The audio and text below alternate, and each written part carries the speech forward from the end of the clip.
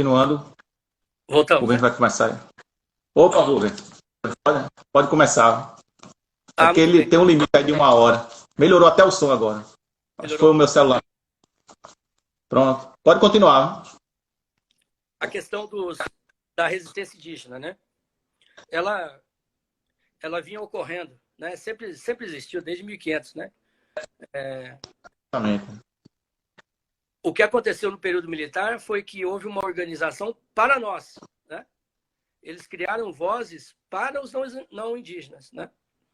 Essas vozes que eram perfeitamente conhecidas entre eles, né? Os seus líderes, os seus xamãs, os seus tuxauas, os seus caciques, que para nós eram inexistentes, né?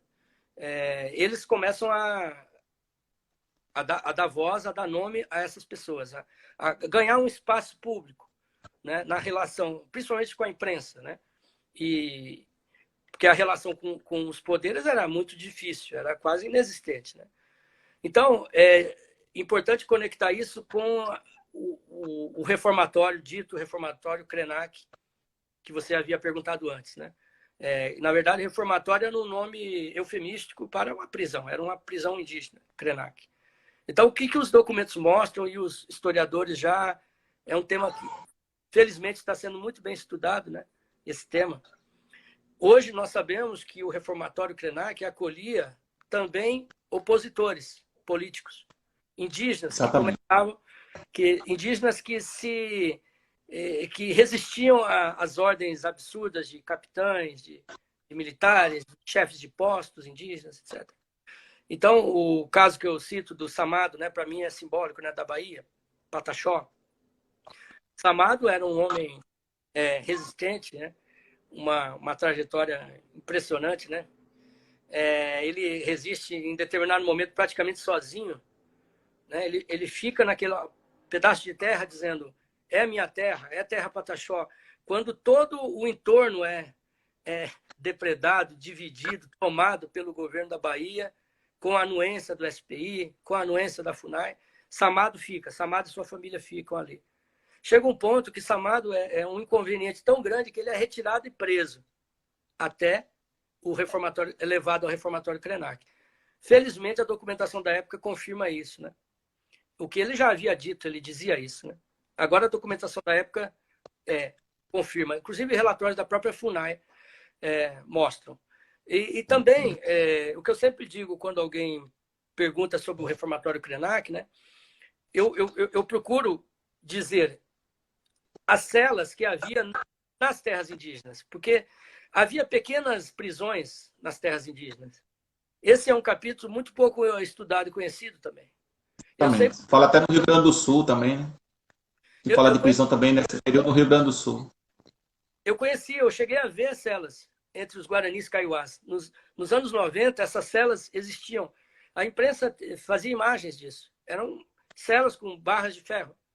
E essas pessoas eram presas ali por ordem da FUNAI, que delegava aos determinados caciques, que eram escolhidos, eram os queridinhos do poder regional, né, para executar essa ordem. Então, era uma espécie de polícia indígena. Inclusive, fizemos uma foto na época, havia coletes com o nome Polícia Indígena. Então, esse também é um outro episódio ainda pouco estudado, né? Mas, porque a ideia do reformatório Krenak se repetiu em várias aldeias, né? E nessa história toda entra, por exemplo, o Marçal de Souza, que foi preso inúmeras vezes. Ele não foi preso nos Krenak, mas ele foi preso nas terras guaranis. Ele era um inconveniente. Hoje, um relatório que depois eu apresentei para a filha de Marçal, ela ficou muito emocionada também, porque ela não tinha visto esse documento. Esse documento mostra claramente a FUNAI dizendo: precisamos prender o Marçal, precisamos tomar uma atitude contra o Marçal, porque ele está indo à mídia, ele está indo à imprensa, está Tem desafiando até o o poder. discurso, tem até o discurso com o Papa, né?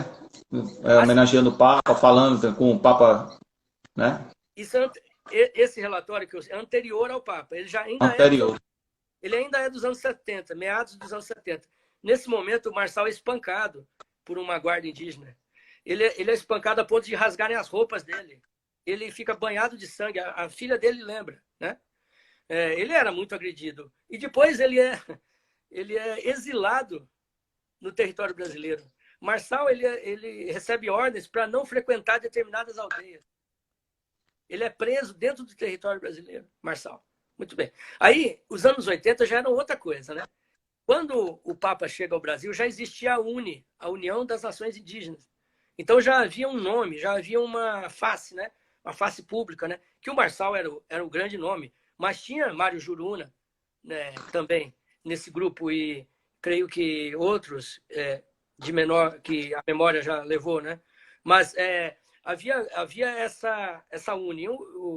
Depois, com o tempo, a UNE se dissolveu. Ela não conseguiu caminhar por pernas próprias. Dizem que faltou o trabalho de base, sabe? Porque muitos indígenas não conheciam aquele tipo de organização, não aceitavam, né? A organização era a organização tribal, embora respeitassem a UNE e tudo, né? Mas né, ela acabou que ela não decolou, mas durante um tempo ela viveu, né? E ela foi muito importante, que ela começou a dar voz a esse movimento indígena, nascente, dito movimento indígena, né? Que vai culminar na eleição do Mário Juruna, em 1982, 83. 82. Mário Juruna é eleito no Rio de Janeiro, imagina, um cacique chavante de Mato Grosso, né? Ele é eleito pelo Rio de Janeiro, muito graças ao trabalho do Darcy Ribeiro, que era do PDT na época, né? E do Brizola, né?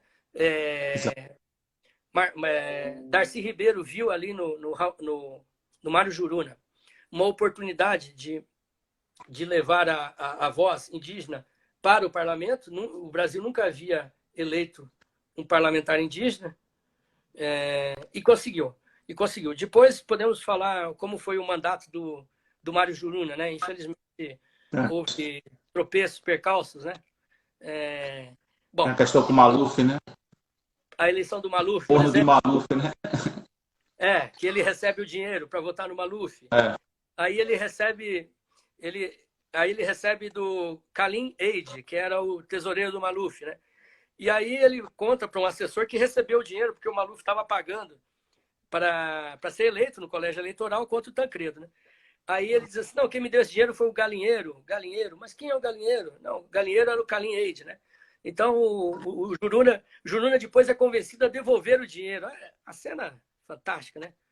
O Juruna vai na agência da Caixa Econômica da Câmara dos Deputados, deposita o dinheiro, tira o certificado de depósito e entrega para a imprensa, dizendo, olha, eu devolvi o dinheiro.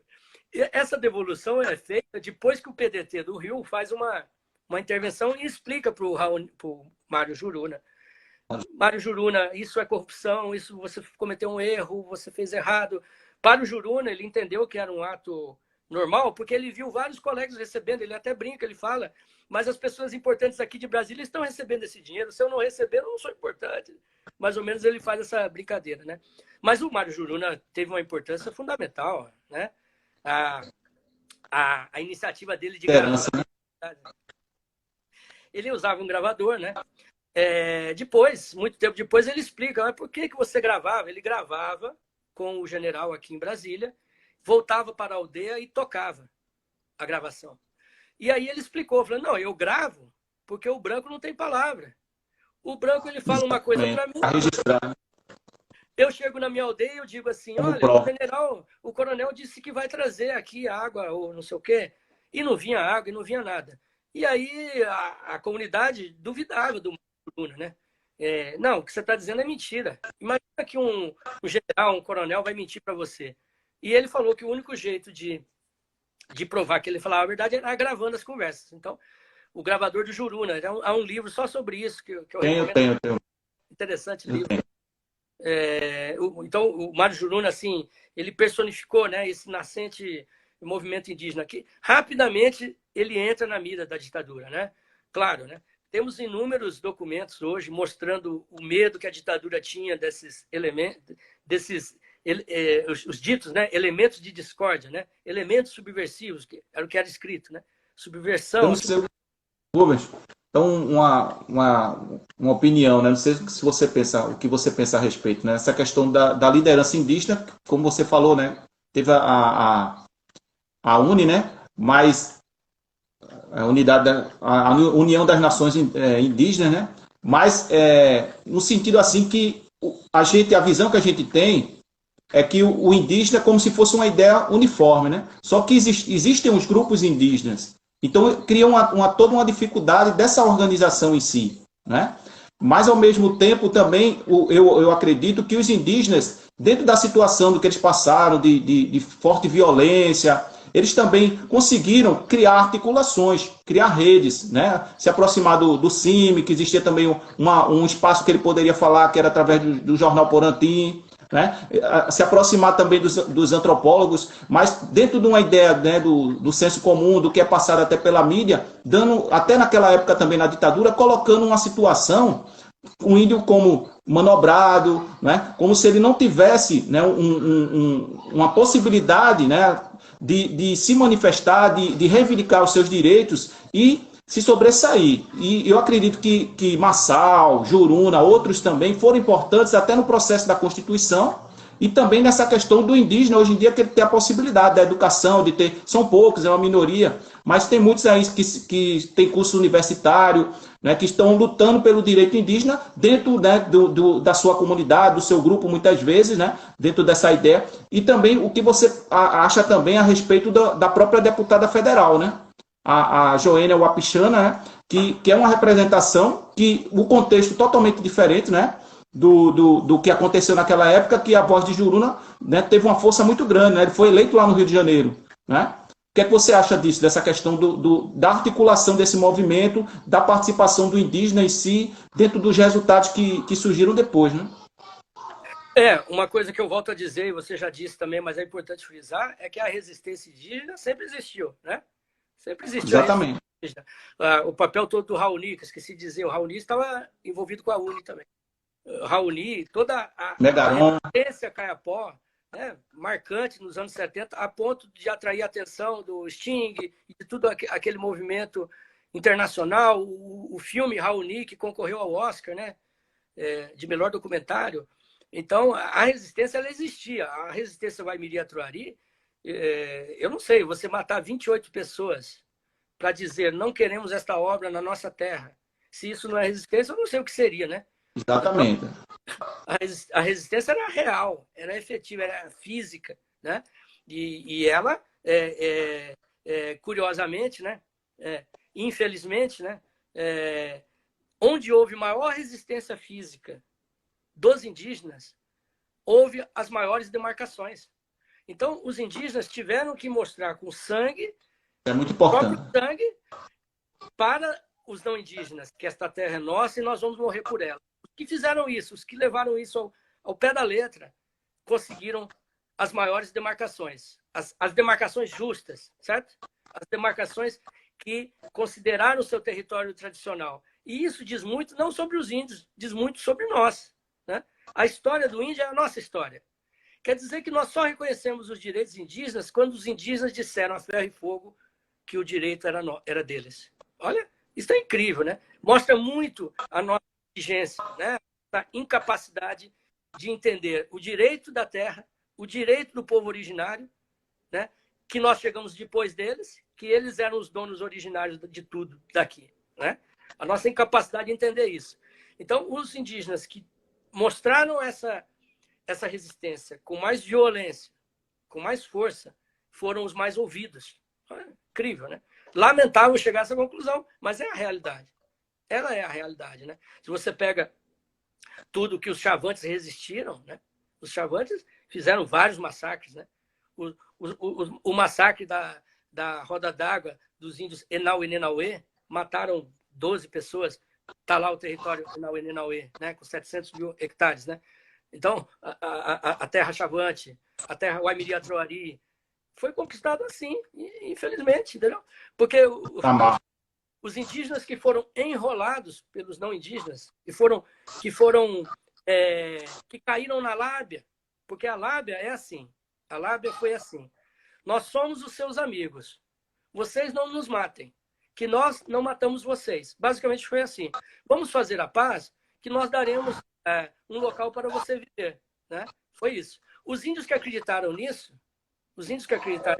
acabaram em cubículos, acabaram em pequenas porções de terras, como os guaranis kaiowás, no sul e no centro-oeste brasileiro, né? infelizmente, foram trapaceados, né? Foram trapaceados ao longo do tempo. A ideia geral do Estado brasileiro era integrá-los, só que eles não queriam dizer isso. Então, eles ficaram enrolando. Então, as comunidades indígenas que reagiram, então elas tiveram uma clareza, né? Uma antevisão do que poderia ocorrer, né?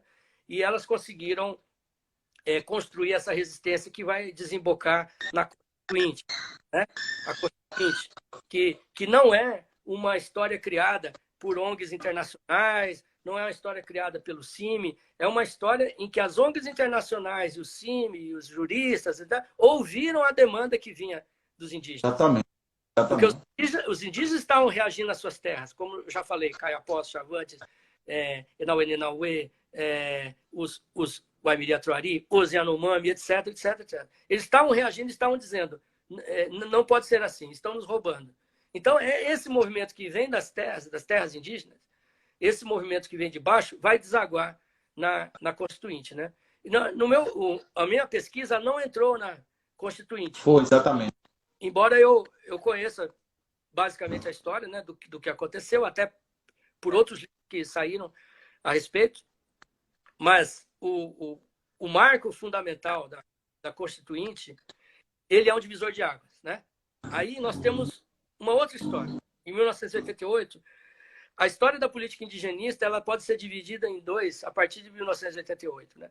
Porque em 1988 vem aquela palavrinha, né? O direito à terra, aquela expressão, o direito à terra originária, o direito dos povos indígenas ao seu território original, onde ele vai poder desenvolver os seus modos de vida e de cultura e etc. Bom, a partir daí, o Estado brasileiro começa a se organizar, né, para cumprir aquilo que a Carta havia indicado, né?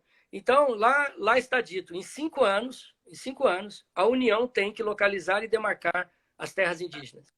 Esse é o marco temporal que existe na Constituição brasileira. É um marco temporal para a União, não é um marco temporal para o indígena. Esse marco temporal que está sendo discutido aí no Supremo é uma invenção não indígena, é uma criação mental, é uma interpretação da lei, é uma interpretação da Constituição. Foi feita lá em 2007, 2008, quando estava no processo de demarcação da Raposa Serra do Sol. Esses 11 ministros do Supremo da época decidiram criar lá certas condicionantes, que eles chamam, né? Essas condicionantes não foram aplicadas no caso Raposa Serra do Sol, curiosamente, mas que depois foram atreladas a outros processos que vinham em andamento. Então, a bancada ruralista, etc., etc., começaram a interpretar aquelas condicionantes, e aí começou algumas decisões nas turmas, principalmente do ministro Gilmar Mendes.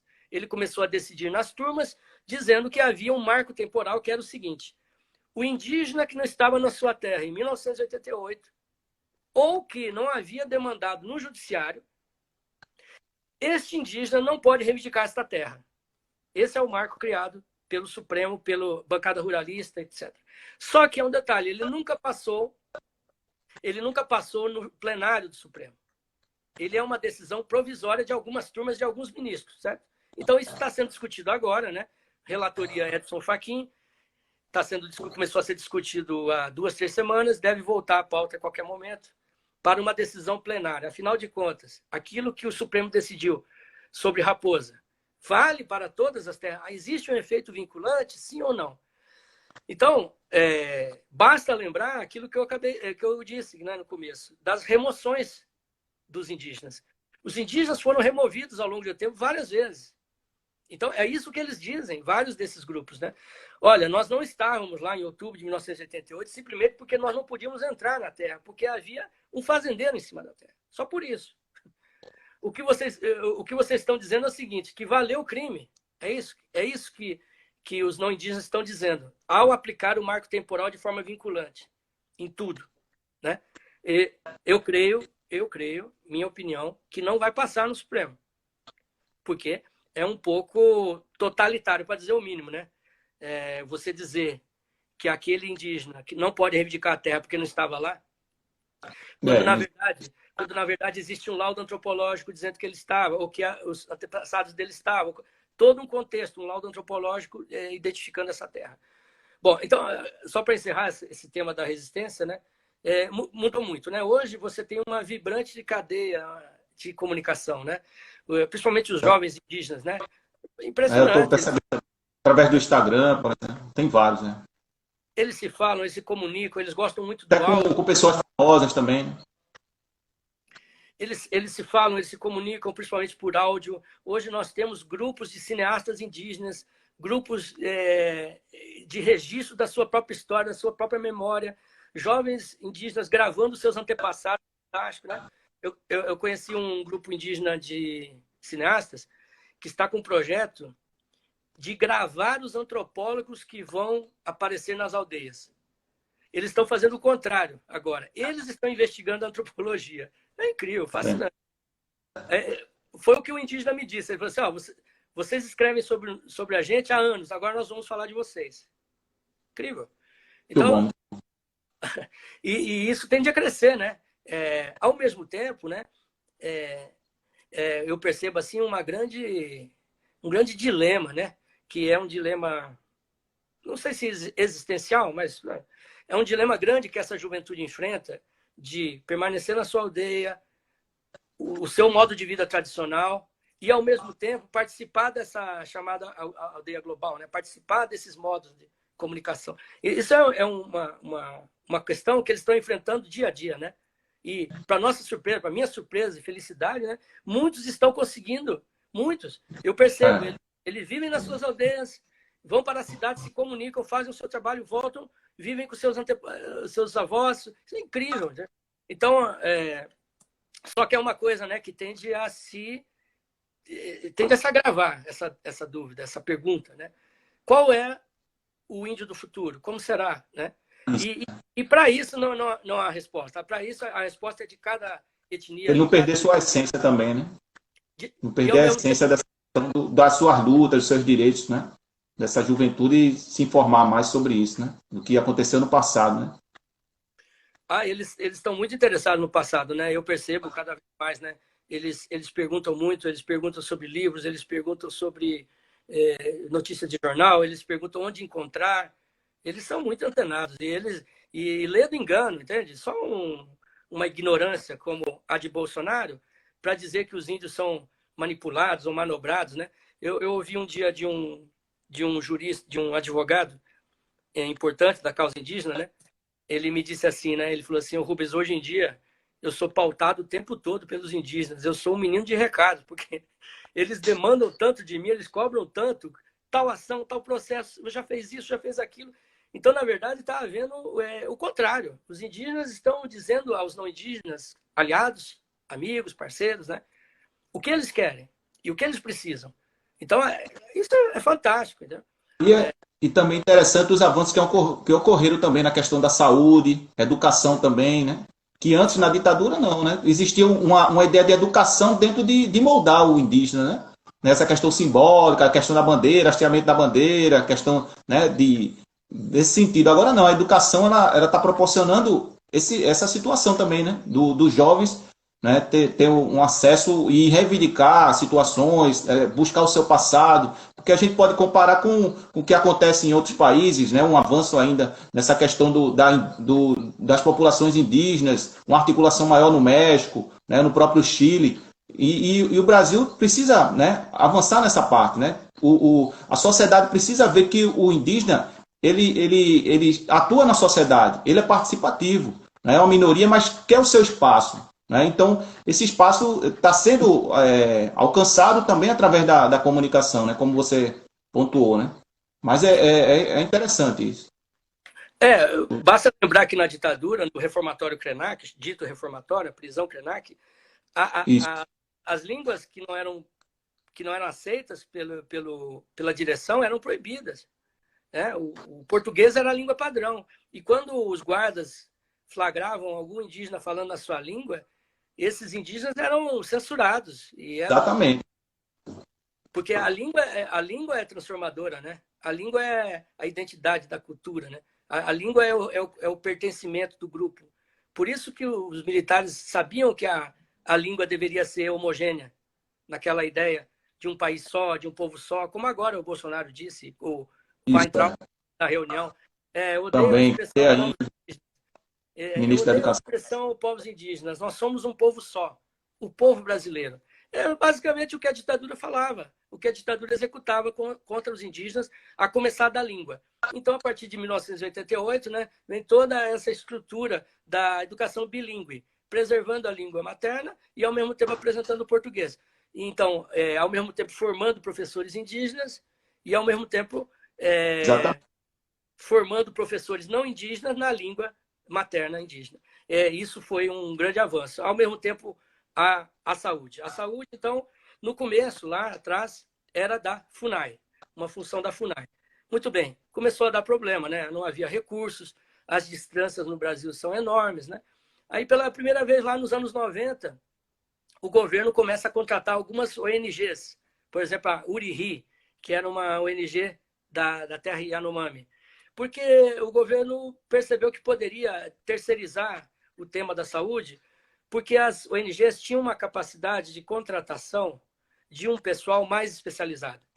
Então, ele poderia contratar sem concurso público, por exemplo, e também poderia punir mais rápido também, se houvesse um problema ali, né, de comportamento. Os servidores públicos, obviamente, têm muitas críticas às ONGs, certo? Os servidores públicos da área indigenista têm muitas críticas, que eu respeito e tem certa razão, no mais das vezes tem muita razão. Só que no tema da saúde, realmente, no tema da saúde, né? Não estamos falando em terra, não estamos falando da saúde. Realmente foi um achado isso, porque o que aconteceu? Os indígenas começaram a melhorar, a malária começou a sumir. Ora, eu lembro de um gráfico que é impressionante, a queda da malária em um ano, assim, 60%. Porque as ONGs começaram a contratar helicópteros, aviões, barcos, elas tinham mais capacidade, elas podiam receber doações estrangeiras, elas tinham uma questão jurídica, né, mais maleável. Então, isso foi solidificando essa visão de que saúde é com ONGs. Então, vem, nos anos 90, a CESAI, Secretaria Especial de Saúde Indígena, dá mais um passo. Ela cria um corpo próprio e, ao mesmo tempo, trabalha em conjunto com algumas ONGs. Então, é um misto. Então, você tem servidores contratados pela CESAI e você tem também ONGs trabalhando junto, como aquela de Dourados, Missão Kaiowá, que cobre um imenso parte do território nacional, né? Então, era uma saída. Provou-se ser uma boa saída. Há críticas, né? Tem que reduzir, principalmente a mortalidade infantil, que tem a ver com as doenças de maternidade, do período de gestação. Sim, sim. Tudo isso tem que ser atacado. Mas em outros campos, houve melhorias fantásticas, né? Os Waimiri Atuari, em 1986, eram 380 por aí. O último número que eu vi são 2.200. De 380 para 2.200. Excelente. Então, a curva de natalidade começou a disparar. Essa é a grande notícia, essa é a boa notícia. É isso que nós tínhamos que aplaudir e reconhecer, certo? Que um estado de bem-estar real diria, vamos melhorar isso, vamos incentivar isso. Aí, o que acontece com o governo Bolsonaro? Começa, né? Ele começa a fragilizar os sistemas, ele começa a colocar gente incompetente nos lugares, gente que não sabe nada de saúde indígena, né? Retrocesso, né? É bom lembrar, né? Chegou a ameaçar a municipalização, depois recuou. Houve um rumor, né? Isso, correto. De que o novo herói nacional, dito Mandetta, estava com um plano de municipalizar. Quando esse plano começa a circular, o que acontece? Os índios trancam as rodovias no Brasil.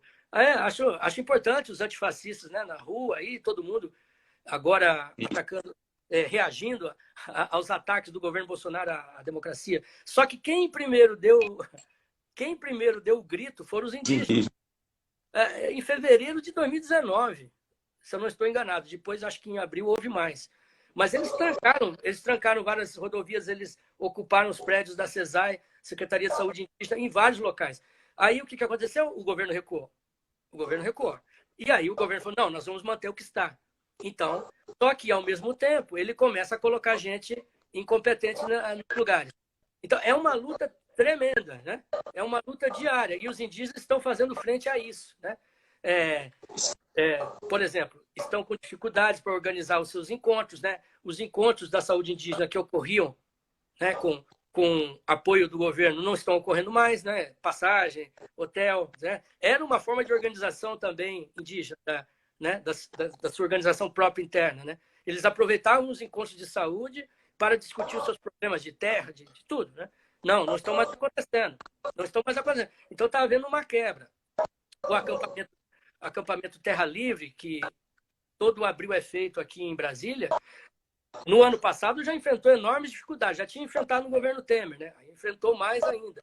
Então, a degradação das coisas boas que o Estado brasileiro tem feito para os indígenas, ela é diária, ela é mensal, semanal, e ela está sendo atacada dia a dia, semana a semana pelos indígenas. Eu ouvi um dia... Não, um dia um indígena fez um comentário, ele disse...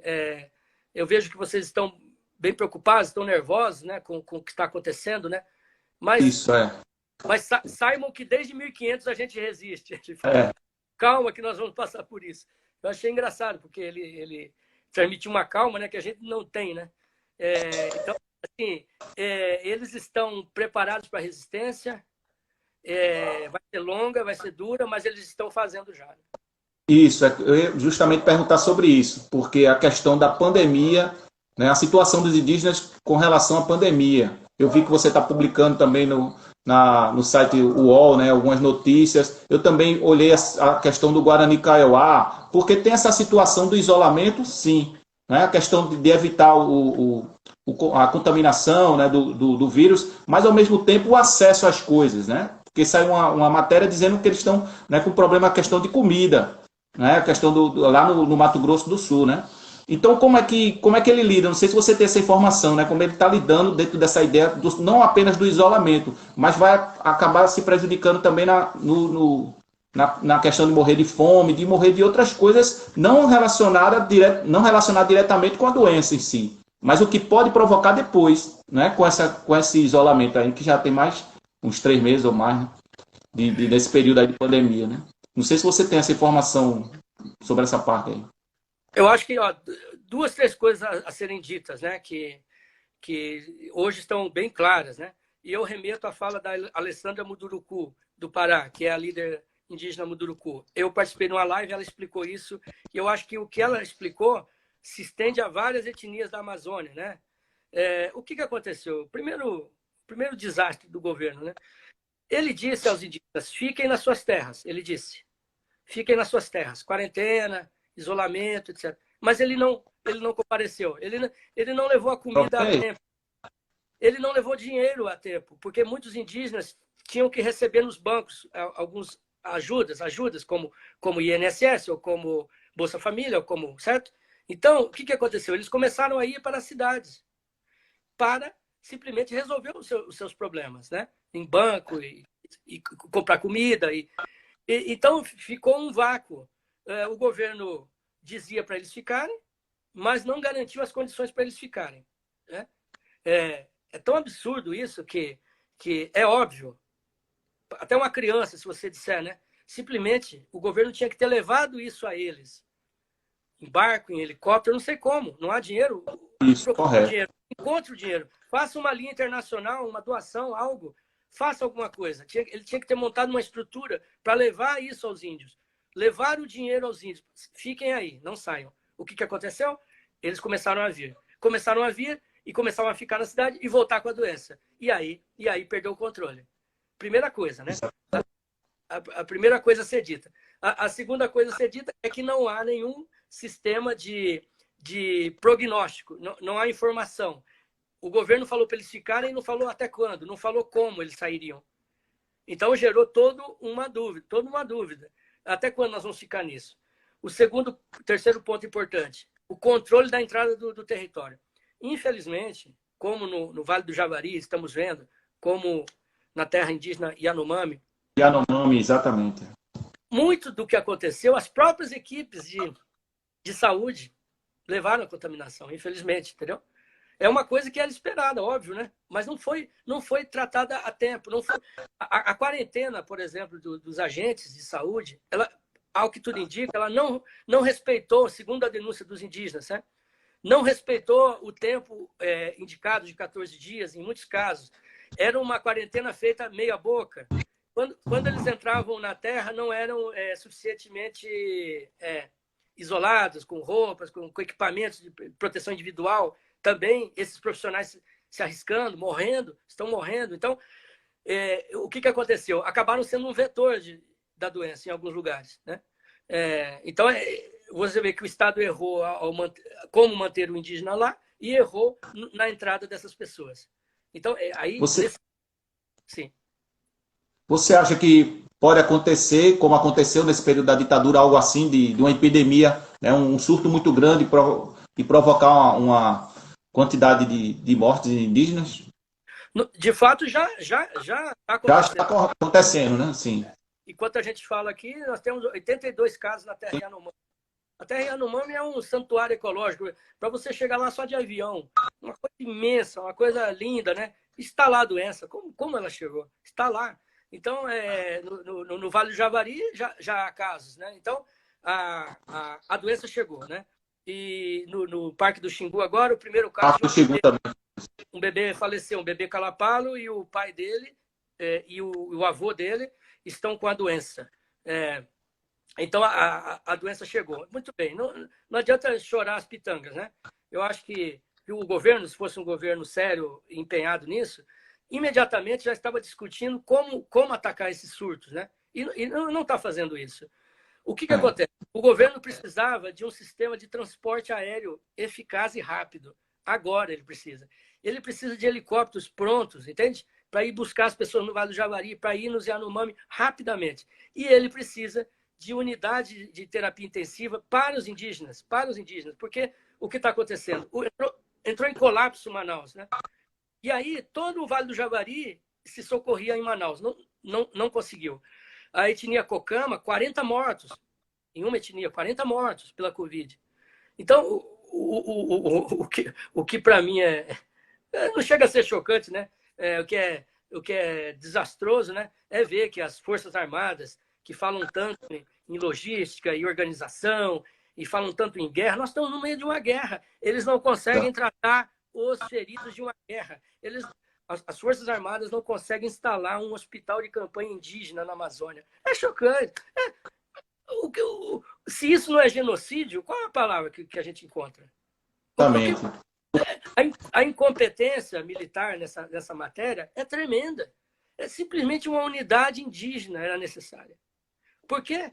Por que uma unidade indígena? Ora, porque os indígenas, quando estão vindo das aldeias, eles já estão mal, né? Porque passou muito tempo para chegarem na cidade. Quando eles chegam na cidade, eles entram no sistema normal do SUS, nos hospitais. Então, ele já está frágil, porque o organismo dele já está debilitado. Ele entra em contato com pessoas que estão doentes. Ele entra numa fila normal do SUS. Ele não sabe quando será atendido. E aí as mortes começaram a acontecer, né? Então... Uma situação, Rubens, é a questão, por exemplo, que na ditadura houve toda essa questão de violência, a questão dos surtos, né, de epidemia, só que eles queriam melhorar a imagem deles. E o governo atual não tem preocupação de melhorar a imagem, né? A gente vê o ministro da Educação dizendo que odeia índio, Bolsonaro dizendo que eles estão evoluindo, estão sendo quase humanos, né? A Damares também, a ministra também falando, né, da questão dos indígenas também, de forma assim que você vê que ela dizendo, por exemplo, que está acontecendo a contaminação do Covid em Roraima, ela disse, e também no Amazonas. Isso é por causa que estão fazendo isso, né, de forma premeditada para justamente prejudicar o governo Bolsonaro. Então, essas pessoas que estão no poder não estão preocupadas com os povos indígenas. Então, eu fico pensando nisso, porque na ditadura eles fizeram tudo isso, mas era meio que escondido, né? A gente está revirando aí documentos para descobrir. E eles não, eles estão fazendo de algo escancarado. E a sociedade está, né, vendo tudo isso acontecer e não está se manifestando, né? A gente vê os indígenas ainda lutando pelos seus direitos, né? Eu acho que você tocou num ponto fundamental aí, né? Até que ponto são erros e até que ponto é uma política deliberada de simplesmente não ter um hospital indígena, porque nós, governo Bolsonaro, achamos que os indígenas devem ser como outros quaisquer, devem ser brasileiros como todos. Então, nada mais justo que não ter um hospital indígena. Essa é a questão que ainda vai ser investigada. Até que ponto é erro e até que ponto é uma política clara, determinada. Porque nós precisamos voltar um pouco no tempo, né? Para dizer uma coisa muito importante, eu acho que é uma chave do governo Bolsonaro, que às vezes nós nos perdemos nessa chave. Quando o Bolsonaro é eleito, ele não tinha ninguém, né? Ele não tem equipe, né, própria, né? Não tinha um partido nanico, como era o PRN do Collor. Não tinha ninguém, não tinha. Ele não conhecia ninguém capaz de gerir a coisa pública. Ele era um vereadorzão, por acaso deputado, né? Que trabalhava só para sua curriola, seus interesses da sua base eleitoral militar, tal.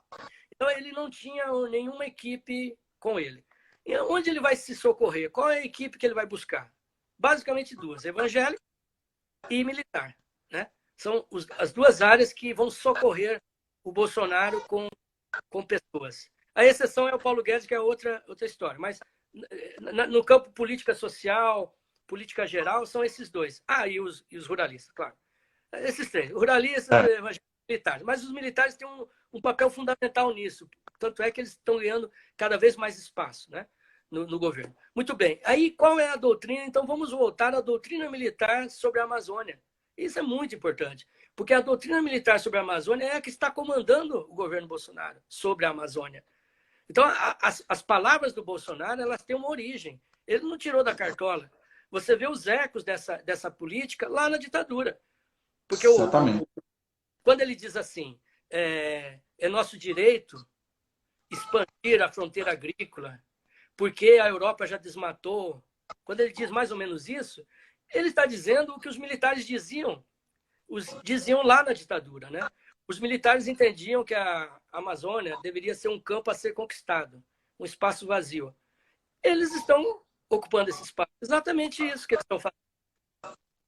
Então, nesse espaço, nesse campo vazio, está lá o índio de novo. Está lá de novo, a mesma história. Estão lá os indígenas, os ribeirinhos, os moradores antigos, os pescadores, né? Os quilombolas estão lá, estão todos lá. Como tratar essas pessoas? Eles não sabem tratar. Eles simplesmente não querem tratar desse assunto e começam a dizer, eles têm que ser integrados. Eles têm que ser como nós. Eles têm que participar da comunhão nacional. Eles são brasileiros como nós. Então, nesse contexto, a pandemia tem um sentido lógico nisso aí, né? Que não há uma política especial para os indígenas. O que há é o que já havia, a saúde especial indígena, e a sociedade civil tentando se organizar, os indígenas tentando se organizar. Agora, um programa especial para o combate à pandemia não há. Isso é muito revelador. Então, eu acho que o governo, na verdade, ele acredita que é um momento histórico para eles, para os militares, de reafirmar aquela política que foi derrotada pela Constituinte. Exatamente. Porque a Constituinte e a Constituição derrotaram os militares. Foi a resposta civil aos desmandos, aos abusos e tudo que eles fizeram. E foi a resposta indígena ao massacre indígena. A Constituição foi a resposta indígena ao massacre indígena. E essa resposta eles nunca engoliram. Por que eu digo isso? Porque eu já vi inúmeras vezes palestras do general Mourão, palestras do general Vilas Boas, generais que eu conheci atacando a Constituição, atacando fortemente, dizendo que a Constituição era um retrocesso, dizendo que havia muitos direitos e poucos deveres. A Constituição é um ataque à Constituição. E, nesse sentido, é um ataque ao patrimônio indígena, a demarcação. O presidente Bolsonaro falou que não vai demarcar nenhuma terra indígena mais, né? Falou várias vezes, né?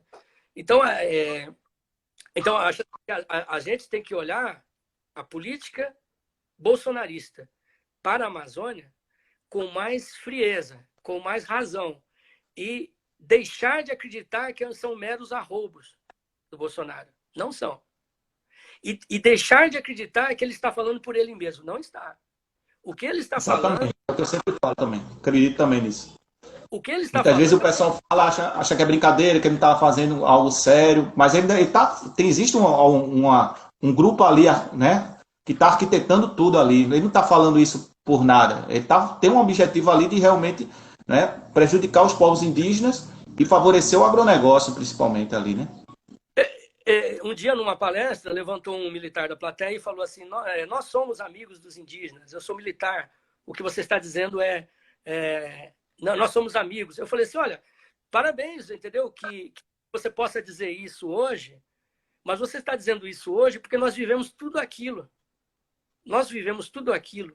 E os militares deixaram o governo reconhecendo a derrota na condução do Estado brasileiro e reconhecendo que haviam rompido a Constituição, então, em vigor, ao destronar, ao derrubar João Goulart. Quando os militares, essa dívida moral e ética foi paga com a saída deles, pelo menos para eles, né, internamente, com a saída do governo ditatorial que havia conspurcado a legislação. Muito bem. Desde então, desde que vocês deixaram o governo, vocês se aproximaram realmente da Amazônia de outro jeito, certo? Ao longo do tempo, os indígenas, eu quero dizer, confiam nas suas armadas.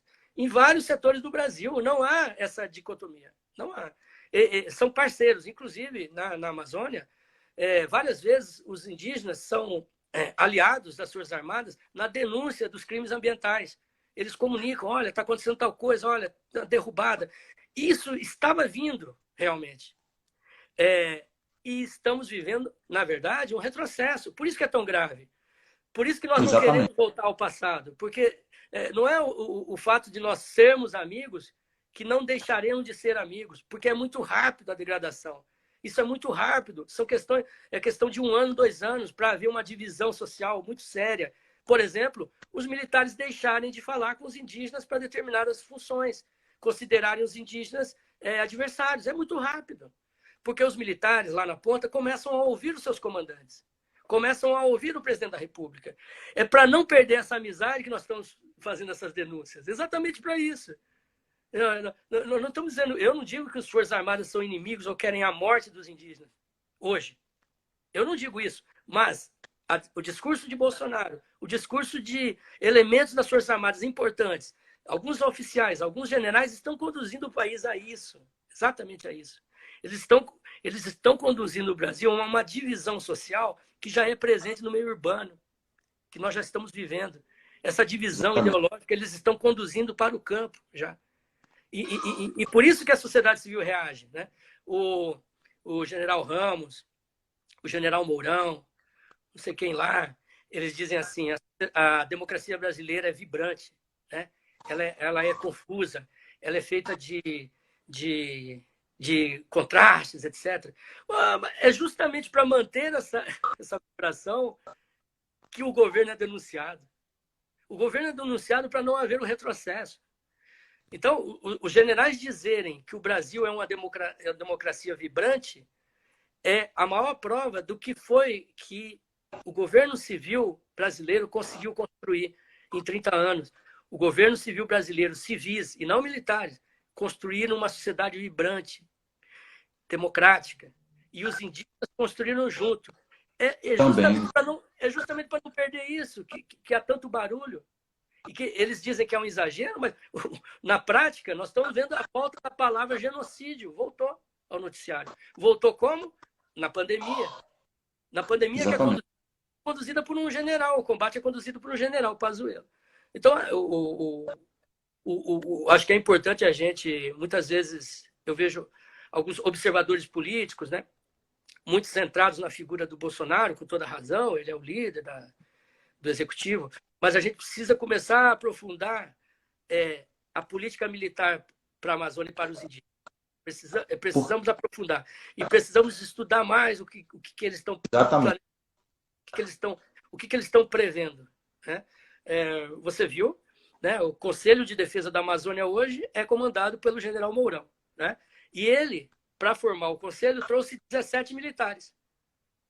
E nenhum indigenista, e nenhum indígena, e nenhum quilombola.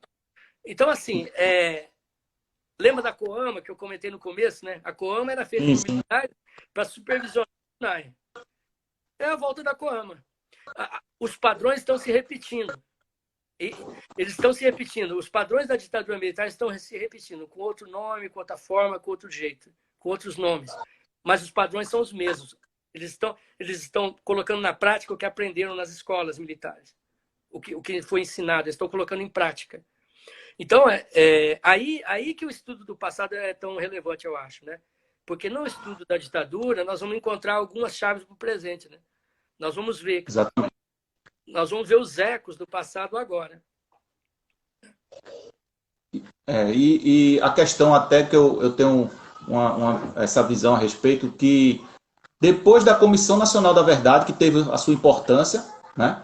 Mas ao mesmo tempo os militares começaram a olhar, olha, é a nossa história, a história, né, suja, vamos assim dizer, né, o que eles fizeram vai ser mostrada. Então eles começaram, eu acredito, nessa situação de ganhar mais força. Porque se a gente pegar a história do Brasil, ela foi feita de golpes, né? Se a gente pegar vários momentos da história, e os militares, eles atuaram e depois, né, saíram desse protagonismo, vamos assim dizer, rápido. Só no período da ditadura que eles prolongaram por 21 anos. E essa história que ainda não foi contada, a gente vê o que aconteceu na Argentina, né? Pessoas foram presas, militares foram presos, né? O que praticaram, né, com relação, né, do sistema autoritário e de mortes também, de tortura em si.